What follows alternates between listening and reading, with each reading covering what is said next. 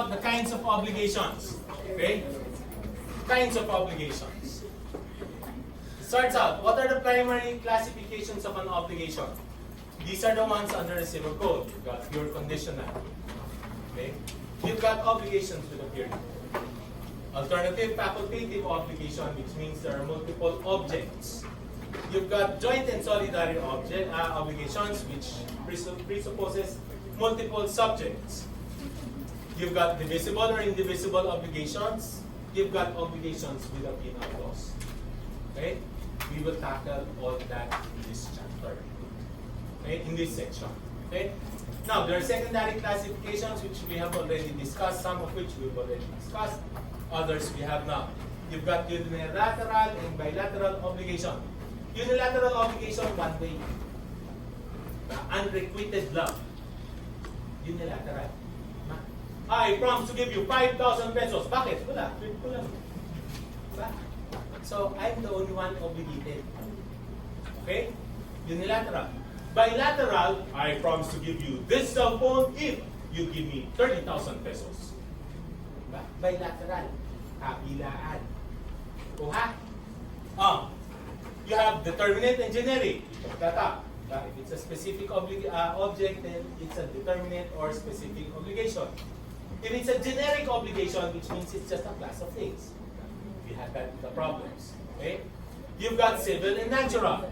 Civil is there's an obligation, and what we're studying, obligations, which is enforceable under the law or in court. Natural obligation, on the other hand, is an obligation which may exist but is not enforceable in court. Example, you should respect your parents. Pero pag binastos mo yung parent mo, hindi ka pwedeng ikulong ng parent mo. Why? It's only a natural obligation. Followed? Then you've got legal, conventional, penal obligation, which is obligation coming from law, contracts, or delicts. So that's the secondary class. So we therefore go to section 1, pure and conditional obligation. Okay? To give you obligations and contracts in a nutshell. Okay? Let's have a pasakali. Let's have a commercial. Able to buy S-Man. S-Man. We got an offer. Article 1179 of the Civil Code. Dun dun dun dun. Have you ever experienced being promised something by a parent or a friend? When I was young, my dad would always tell me, Juan Miguel, I'll raise your allowance next school year if you get an A in math. Dad, pwede science na lang. Favorite ko yun eh. Math is impossible to ace. No. But, I said no. okay. I hated math. But the allowance is definitely a good form of motivation. Another thing I also remember is when my mom used to tell me, Oy, Miguel, I'll let you go out every weekend as long as you keep doing your chores. but Mom, I took out the trash yesterday. It's Dad's turn. I don't care. Do it now and every day, or you won't get to see your friends and your girlfriend. I hate her anyway. She's a flirtatious girl. Ew. And she went on and on and on. Later on, when I took off Law 21, I realized that these were actually examples of conditional obligations. But before all this, let's define the word obligation. An obligation is a juridical necessity to give, to do, or not to do. There are many kinds of obligations. But for today, our main topic would be pure and conditional obligations. Now let's describe the word condition. A condition is a future and uncertain event which, when fulfilled, gives rise to or extinguishes an obligation. There are two types of conditions, suspensive and resolutory.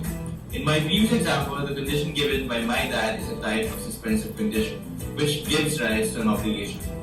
If you don't get an A in math, I will not raise your allowance. Thinking back, the suspensive condition here is my getting an A in math. If this doesn't happen, my dad will not be obligated to raise my allowance. My other example demonstrates a resolutory condition. If you don't do your chores, I won't let you out of the house. As long as I keep doing my chores, my mom would let me out, but once I stop, I'll be grounded.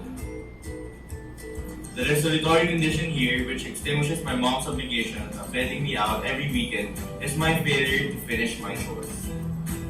The other kind of obligation is pure. It's not what you're thinking.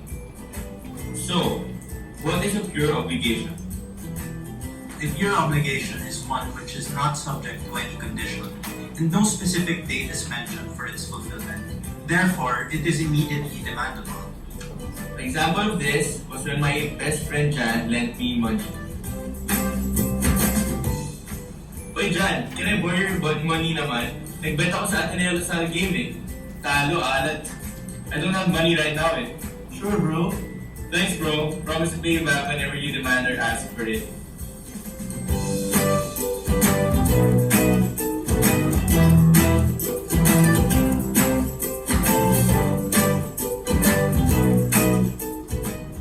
Hey bro, balik mo ng pera ko tomorrow, please. Sige pare. Thanks, bro.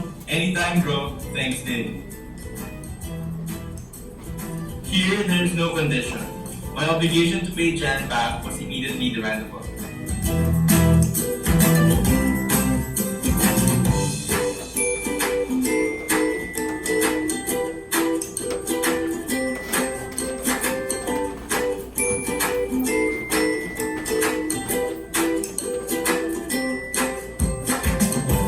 Okay? So that is your conditional. Question?